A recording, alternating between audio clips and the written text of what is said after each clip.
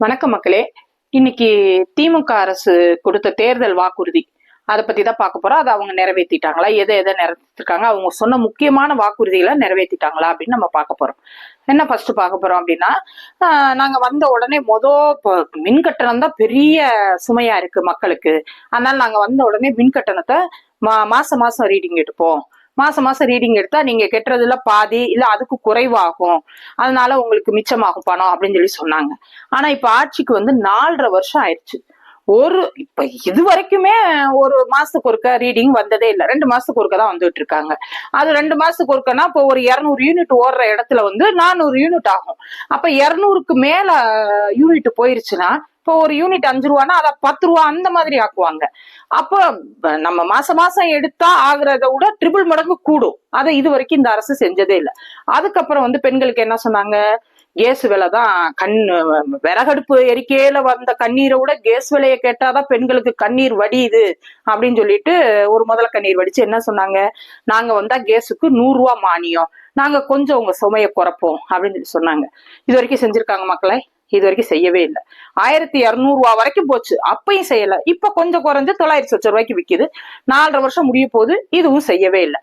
அதுக்கப்புறம் என்ன செஞ்சாங்க, அக்கா அதுவும் அவர் உதயநிதி போற மாவட்டத்துல பூரா, அக்கா நீங்க நகையை கொண்டே அடமானம் வச்சிருங்க, நாங்க வந்தவுடனே நகைக்கடன் ரத்து. அதை நம்பி பல அக்காமாரு பல அம்மாமாரெல்லாம் கொண்டு போய் நகை அடமானம் வச்சு அதை திருப்ப முடியாம முங்கி போச்சுன்னு நிறைய பெண்கள் உங்க மேல கோவமா இருக்காங்க சார். வாக்குறுதி என்ன அப்படின்னு சொல்லி சொன்னா, டீசல் விலையை குறைப்பேன். டீசல் விலையை குறைச்சோம்னா நம்ம லாரி வாடகையெல்லாம் கொஞ்சம் குறையும், அதனால மக்களுக்கு விலைவாசி கொஞ்சம் குறையும், காய்கறி அந்த இதர பொருட்கள் எல்லாமே குறையும் அப்படின்னு சொல்லி சொன்னாங்க. டீசல் விலையை இது வரைக்கும் குறைக்கவே இல்லை. டீசல் விலை அவ்வளவுதான், சொல்ல போனா ஏறிக்கிட்டு தான் போகுது. நம்ம பருப்பு நான் வந்து 2021 வாங்கின, நீங்க வந்து ஒரு அரசருக்கு ஜாமான் வாங்கியிருப்பீங்கல்ல, அந்த லிஸ்ட் எடுத்து பாருங்க.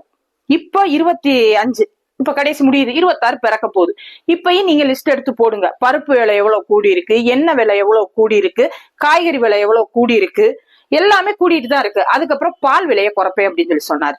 பால் விலையை குறைப்பேன் அப்படின்னு சொல்லி சொன்னாரு. வந்தவொடனே கொஞ்சம் குறைச்சாரு. ஆனா இப்ப அதை விட நிறைய விலைய கூட்டி வச்சிருக்காரு. பாலை காப்பியே வந்து நம்ம ஒரு 2 நேரம் 3 நேரம் குடிச்சவங்க கூட இப்ப குறைச்சிக்கிற அளவுக்கு பால் விலை கூடி போய் இருக்கு. மகளிர் விடியல் பயணம்னு சொல்லிட்டு அப்புறம் பஸ் விடுறேன் அப்படின்னு சொல்லி சொன்னாங்க. இந்த பஸ்ஸுக்கு லிப்ஸ்டிக் போட்ட மாதிரி இந்த ரோஸ் கலர்ல ஒரு முன்னாடியும் பின்னாடியும் பெயிண்ட் அடிச்சு விட்டாங்க பாத்தீங்களா, ஒரு தகர டப்பாவை, அத மகளிர் விடியல் பயணம் நீங்க இதுல ஃப்ரீயா போய்க்கிடலாம் அப்படின்னு சொல்லி விட்டாங்க. சரி மகளிருக்கு ஃப்ரீயா கொடுக்குறீங்க அப்படின்னா எல்லா பஸ்ஸையும் அதை விட வேண்டியதானே சார்? அது என்ன ஒரு குறிப்பிட்ட பஸ், அது இப்ப அந்த குறிப்பிட்ட பஸ் எங்கேயுமே இப்ப வர்றதே இல்லை.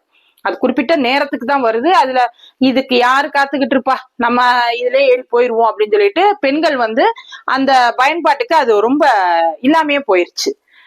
அதுக்கப்புறம் பெண்களுக்கு மகளிர் கலைஞர் உரிமை தொகை அப்படின்னு சொல்லிட்டு 1000 ரூபாய் தர்றேன் அப்படின்னு சொல்லிட்டு ஒரு திட்டத்தை தொடக்குனீங்க. ஆனா தேர்தல் அறிக்கையில என்ன சொன்னீங்க, அனைத்து பெண்களுக்கும் 1000 ரூபாய் தரப்படும் அப்படின்னு சொல்லிட்டீங்க. அதுக்கப்புறம் தேர்தல் முடிஞ்சு ஆட்சிக்கு வந்ததுக்கு அப்புறம் என்ன செஞ்சீங்க, 2.5 வருஷம் கம்முன்னு கிடந்தீங்க. அதுக்கப்புறம் சரி ஒரு வார்த்தையை போட்டு இப்ப தகுதியுள்ள பெண்களுக்கு நான் 1000 ரூபாய் தர்றேன் அப்படின்னு. அப்ப அந்த தகுதியுள்ள பெண்கள் மட்டும்தான் உங்களுக்கு ஓட்டு போட்டிருக்காங்களா சார்? அப்ப ரைட்டு, நீங்க தகுதியுள்ள பெண்களுக்கு தான் தரணும், உண்மைதான், கஷ்டப்படுறவங்களுக்கு தான் தரணும். அதை நீங்க தேர்தல் வாக்குறுதியிலே நீங்க அந்த வார்த்தையை சொல்லியிருக்கணும்.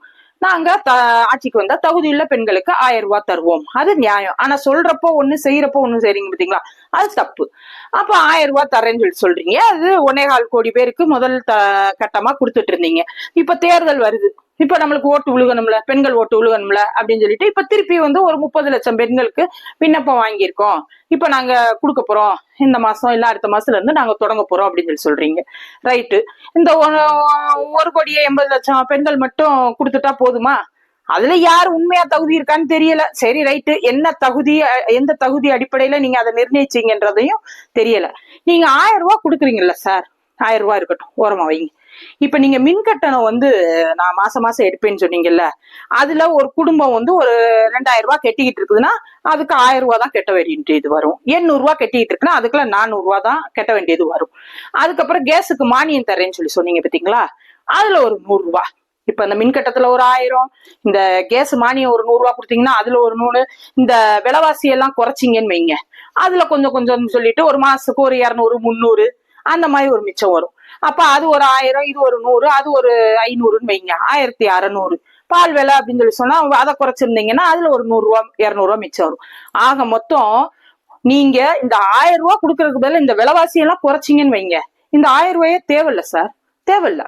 தகுதி உள்ளவங்களும் சரி, தகுதி இல்லாதவங்களுக்கும் சரி, நீங்க முதல்ல விலைவாசியை குறைங்க. சரி, அதோட விட்டீங்களா, இங்கிட்ட பெண்களுக்கு 1000 ரூபாய் கொடுக்குறேன்னு சொல்லிட்டு 1000 ரூபாய் கொடுத்துட்டு கொல்லப்பக்கம் போய் அவங்க கணவர்மார்களுக்கெல்லாம் நல்லா மதுபான கடையை திறந்து வச்சுட்டீங்க. அவர் ஒரு நாளைக்கு ரொம்ப கம்மியாவே வைங்க, எவ்வளவு விக்குதுன்னு தெரியல, 100 ரூபாய் 150 ரூபாய்க்கு குடிக்கிறாருன்னு வைங்க. அப்போ கொல்லப்பக்கமா வந்து 5000 ரூபாய் அந்த குடும்பத்துல இருந்து புடிங்கிட்டு போறீங்க. இங்கிட்டு பெண்கள்கிட்ட 1000 ரூபாய் கொடுக்குற மாதிரி கொடுத்து ஆண்கள்கிட்ட அங்கிட்ட 5000 ரூபாயை புடுங்கிட்டு போறீங்க. இதெல்லாம் எந்த விதத்துல நியாயம்? அதுக்கப்புறம் என்ன நடந்துச்சு, மாணவர்களுக்கு கல்வி கடன் ரத்துன்னு சொல்லி சொன்னீங்க. அதை நம்பி சரி அப்படின்னு சொல்லிட்டு எல்லா மாணவர்களும் கடன் வாங்கி படிச்சாங்க, எல்லாம் செஞ்சாங்க. ஆனா இது வரைக்கும் ஒரு மாணவனுக்கு கூட கடனை ரத்து பண்ணவே இல்லை. அதனால நிறைய மாணவர்கள் மன உளைச்சலுக்கு ஆளாகி உங்களை வெறுத்துக்கிட்டு இருக்காங்க சார். திமுக அரசு ரொம்ப வெறுத்துக்கிட்டு இருக்காங்க. மாணவர் மத்தியில நீங்க ரொம்ப வலுவிழந்து கிடக்குங்க. மாணவர்களுக்கு டேப் தர்றேன், அந்த படிப்புக்கு உதவுற மாதிரி டேப் தர்றேன், அதை வச்சு மாணவர்கள் படிச்சுக்கிட்டட்டும் அப்படின்னு சொல்லி சொன்னீங்க. நீங்க ஆட்சிக்கு வந்து 4.5 வருஷத்துல ஒரு மாணவர் கூட தரல. இது வரைக்கும் என்னமோ கோமால கிடந்த மாதிரி இப்ப திடுக்குன்னு கண்ணு முழிச்சு இது பண்ண மாதிரியும், ஐயோ மிதிவண்டியை கொடுப்போமே அப்படின்னு சொல்லிட்டு ஒரு சில மாணவர்களுக்கு, அது தேர்தல் வந்துருச்சு, இனி நம்ம ஒண்ணும் செய்யலைன்னா மாணவர்கள் மத்தியில நம்ம பிழைக்க முடியாதுன்றதுக்காண்டி ஒரு சில மாணவர்களுக்கு மிதிவண்டி கொடுக்குறேன். மாணவர்களுக்கு லேப்டாப் தர்றதுக்கு டெண்டர் விடுறேன், அது விடுறேன், இது விடுறேன்னு சொல்லிட்டு ரீல் சுத்திட்டு இருக்கீங்க. உங்க ரீல் எல்லாம் அந்து போய் ரொம்ப நாள் ஆச்சு. சென்னையை சிங்கார சென்னையாக்குறேன் அப்படின்னு சொல்லி சொன்னீங்க. சென்னையை நீங்க சிங்கார சென்னையாலாம் ஆக்க வேண்டாம் சார். சென்னையா நீங்க வச்சிருந்தா கூட பரவாயில்ல. ஆனா சென்னைய தத்தளிக்க விடுறீங்க. மழை வந்தா தத்தளிக்குது ரோடு, ஒரு ரோடு கூட உருப்படியா இல்ல. ஆனா உங்க அப்பாவோட சமாதியை நல்லா பல வச்சிருக்கீங்க. எல்லா மாவட்டத்திலயும் ரோடு போடுறேன், நல்லா ரோடு வசதி செஞ்சு தர்றேன் அப்படின்னு சொல்லிட்டு எல்லா மாவட்டத்திலயும் வாக்குறுதி கொடுத்தீங்க. ஆனா இப்ப இந்த மாவீரன் படத்துல யோகி பாபுட்ட ஒரு பையன் சொல்லுவான்ல, இது என்னடா இப்படி இருக்கு அப்படின்னு சொல்லி சொன்னா, பேட்ச் ஒர்க், இந்த இது என்ன இப்படி பேந்து போய் கிடக்கு, பேட்ச் ஒர்க் அப்படின்னு சொல்லுவான். அது மாதிரி நீங்க எல்லா மாவட்டத்திலயும் ரோடுல பூரா பேட்ச் ஒர்க், எங்க குழியா இருக்கோ அங்க லேசா, அது தேர்தல் வருதுன்னொடனே லேசா ஒரு 4 ஜல்லிய குட்டி அது மேல ஒரு தாரை வந்து இந்த பவுடர் பூசுற மாதிரி பூசி விட்டுட்டு போறீங்க. பேட்ச் ஒர்க் தான் போகுது. உங்க அரசாங்கமே பேட்ச் ஒர்க்கா தான் சார் இருக்கு.